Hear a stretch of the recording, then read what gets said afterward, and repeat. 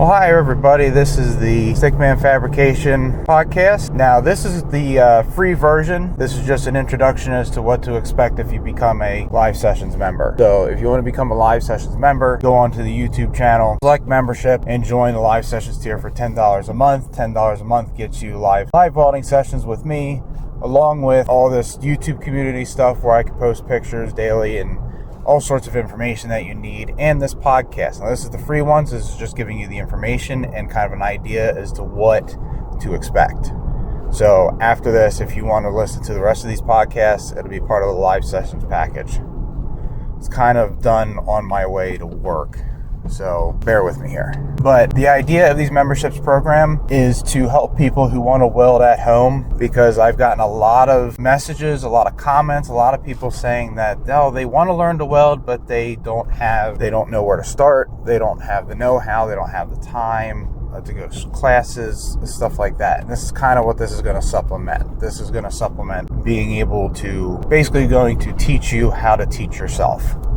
You're going to know what to look for in a weld, because there's a lot of discontinuities and defects in welds, and there's a lot of variables to be aware of that honestly it's just hard to keep up with everything. So if you don't have the know-how, or if you don't have somebody who has this information, then it's really hard to get started. And that's kind of what I'm trying to do. I'm trying to introduce as many people as possible to the welding industry, because I really do believe that welding can be just as popular as carpentry in the house. The most problem that people have is that they don't have the information that they need. So that's where it's going to start. But I'm going to focus on today how to get started welding in your garage. We're just going to pretend that you don't have any tools at all, and I'm just going to go through some of the basic stuff. Not a lot that you need to get started. First thing you need is a place to weld. Depending on your area to weld, depends on the process that might be recommended to use. You could use, if you're out in your backyard and in your driveway, you don't have a garage, you can use either stick welding or self-shielded flux core or gasless flux core. Gasless flux core was actually kind of invented in the 50s to take place of stick welding. At least that was the idea, but it never really happened because stick welding is just too convenient. I would recommend gasless flux core or stick welding if you're outside in any method. If you have a garage to sit in, pretty much any process will work, or all processes. You can get a multi-process welding machine. You don't have to spend a lot of money for this stuff. I'm going to go over inexpensive stuff. I don't want you guys spending thousands of dollars on equipment. This is consumer level good stuff. So yeah, if you're in your garage, pretty much any process. If you have a basement, what I would really caution is that if you are going or plan on using a basement for a small weld shop, one, have really good ventilation. You need a window and you need an exhaust fan. And you need an exhaust fan strong enough to pull all of the smoke and all of the contaminants and all the crap you don't want to breathe out.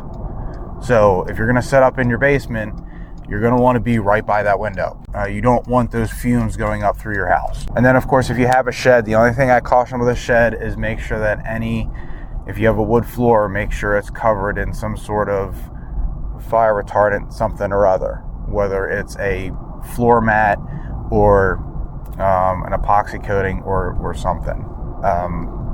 I don't think, and I have never had an issue where sparks have caught fire to a shed floor, but I would caution it. Make sure you have good ventilation. Even if you have to set up a box fan and open the doors and move fumes out, that works just as well. You also want to make sure you're covering any stuff that you have nearby that you don't want sparks on. For example, oh shit, that's a deer. That was close. Anyways, you want to make sure you're covering up anything you don't want sparks in. For example, if you have a motorcycle in your garage and you're welding near it, you're going to want to put either a decent cover on it that can repel sparks as fire retardant, or move it or put up some of them weld screens. That helps a lot. That's actually what I do in my garage. I set up weld screens. So cars are a big deal. Make sure you block cars from any flying debris. Now, as far as tools are concerned, the first thing I would talk about is a welder. I just mentioned what processes. Now, you don't have to spend $5,000 on a welding machine. Matter of fact, most of the stuff that I'm going to show you how to do at home, you can do off of a 120 volt standard outlet in your garage or shed or wherever you're welding. You can even weld with an extension cord. You just got to be careful. On 110, I can run as high as 85 amps, and I can run a 332 7018 electrode reasonably, and I can even run 6011 on it no problem as well. So 110 volt outlet, you can do more on than you think. If you have a machine that you want to get to do TIG welding, I can say the machine that I use right now as a Yes Welder TIG 200P, $549 machine. Now you need to get a gas bottle, you need to get a regulator, you need to get all that stuff and consumables. TIG welding can be a little expensive to start, but you can still do it at a reasonable price. And again, 110 or 220, everything that I've done that everybody has seen so far, I've done off of a 110 volt outlet. Welding exhaust tubing with it, I can weld as high as 140 amps on it on a 110 outlet, not have an issue, not trip a breaker or anything. Now, as far as MIG welding or flux core welding, that gets a little bit more complicated. There's a lot of machines out there, and there's a lot of stuff you can get from Home Depot, Lowe's, and whatnot, and those machines work fine. However, I would recommend getting a welding machine that you can switch the polarity on, or a machine that has like a digital dial at the minimum. If you get a standard machine, a Hobart machine from Lowe's or Home Depot, or the little Lincoln Power Packs or whatever, the only thing I have with those is that you can't switch the polarity, because if you want to use gasless flux core, you need to run DC negative. Now, join my membership program and you'll learn what all these terms mean. That would be my recommendation for that. Now, for the program, I would like to focus more on stick first and TIG. Most machines can stick weld, unless they're like the MIG Power Packs or stuff like that. If it can TIG weld, it can stick weld, and vice versa. You can make a stick weld or a TIG weld or two very simply. I actually have a video showing how to do that. But stick welding is the least expensive to get started in. I mean, you can get a machine on Amazon for $60, and people are a little apprehensive about that, because what's a $60 welding machine going to do? Well, to be honest with you, a standard, very basic stick welder is a very simple machine. It is a step-down transformer. That's it. It's very simple to make, very easy to make, and very cheap to make. That's why there's a lot of people that are doing it on Amazon. There's a lot of brands.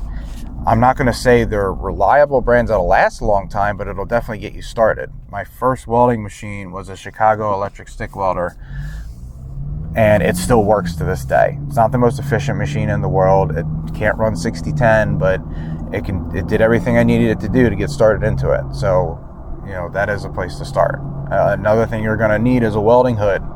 I am a little apprehensive about the Harbor Freight welding hoods. I had bad experiences when I first started welding, that everybody said, go to Harbor Freight, just get a $50 welding hood. And I tried it, and it caused arc flash. It caused me to get welder's flash, and it was kind of apprehensive. It wouldn't darken quick enough.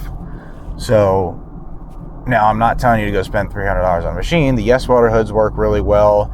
You can pick up a $100 welding hood at Home Depot, Lowe's, Tractor Supply, stuff like that, and those welding hoods are pretty decent. They're usually either Lincoln or Hobart welding hoods, and they're pretty good hoods. They'll definitely get the job done. The other ones that you can use is the one that I use all the time is a fiber metal. It's an $80 hood. It's got a fixed shade lens in it. You can swap it out for an auto dark. I would caution about the welding hoods a little bit at Harbor Freight. I haven't had good experience with them personally. Yes Welder hoods are great. They're about $100, anywhere from $80 to $100. The Lincoln hoods that you get from Home Depot, $129, I think is what they are. They're pretty good hoods. And the Hobart hoods are good. Miller hoods are good. Now, of course, you're also going to need somewhere to put your equipment, somewhere to put your metal, whether it's a vise or a table or something of that nature. I've made my own welding tables. I've never really purchased one. They make fold-up welding tables, and they work just fine. Again, Harbor Freight has a fold-up welding table. Just about every hardware store has some sort of fold-up table. That'll work just fine as long as you use it properly. But I would get a metal table of some sort, even if it's small. It would be nice to have a vise, but if you don't have one, that's okay. If you don't need one, vise grips or channel locks or something of that nature will work just fine. C-clamps. Now, of course, my first couple sessions I plan on being stick welding, so we're going to be stick welding with 6011, 6013, and some 7018. So I would get 332 6011, 332nd inch 6011 electrodes. I would get 332nd inch 6013, and I would get 332nd inch 7018 welding electrodes. Most all of those electrodes can be gotten at any hardware store. Now, Blue Demon Welding Products is sponsoring this, and you can get their stuff on Amazon, and you get it pretty quick, and they're very high quality welding rods. So you can get them from them. You can get 1 pound tubes, you can get 5 pound cans, you can get 10 pound cans. If you order them on Amazon, they should come in a couple days. So I would highly recommend their products. I've been using their products for a while now, and that's what I get. Most welders that you get in the package, they come with a little chipping hammer and wire brush. It is a pretty cheap piece of junk. It does work, and that's really all you would need. But if you want to upgrade a little bit and get a chipping hammer and a wire brush from your local hardware store, chipping hammer is about $10. A wire brush is usually about $5. You can do that. I would just make sure you have it on hand. Now, where we're going to start, we don't necessarily need a grinding wheel. You don't necessarily need a grinder. I would recommend trying to get one. You don't need anything fancy. I use DeWalt grinders. That's what I've been using since I've been pipeline welding. So they work great. I've beaten them to hell, but they are expensive. Honestly, the Harbor Freight grinders work just as well. You can also use a drill with attachments on a drill. They work fine. I want to start kind of basic welding on welding coupons. Now, another thing that you can do is to get prepared is getting welding coupons from weldmetalsonline.com. They're pre-cut coupons. They're pre-cleaned. Take all the mill scale off. They're in a package. And you can get carbon steel coupons. So that's what we're going to start with, is carbon steel. You can get carbon steel coupons. You can get a pack of them for like $6. And if you use my code StickmanFab24, you can get 10% off of your order. Now, if you don't want to do that, or you're kind of short on funds, or you don't want to wait,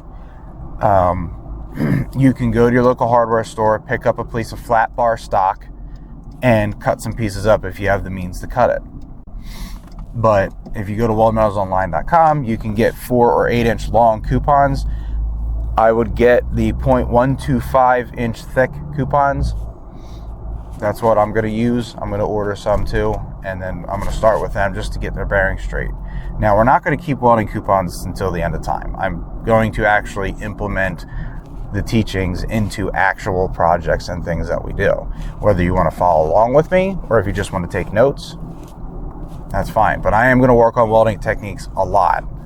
And I do plan on bringing you guys in, and anybody who's interested, weld with me live, almost kind of like Zoom calls during this program. And of course, you should get some welding gloves and some FR welding shirts or something. Yes Welder has some pretty decent gloves. Western Welder Outfitters, they have some really good equipment. Their shirts are great. For Western Welder, you can use my code StickmanFab. Get 15% off of that. So I try to do all these coupons and stuff so you guys have somewhere to go.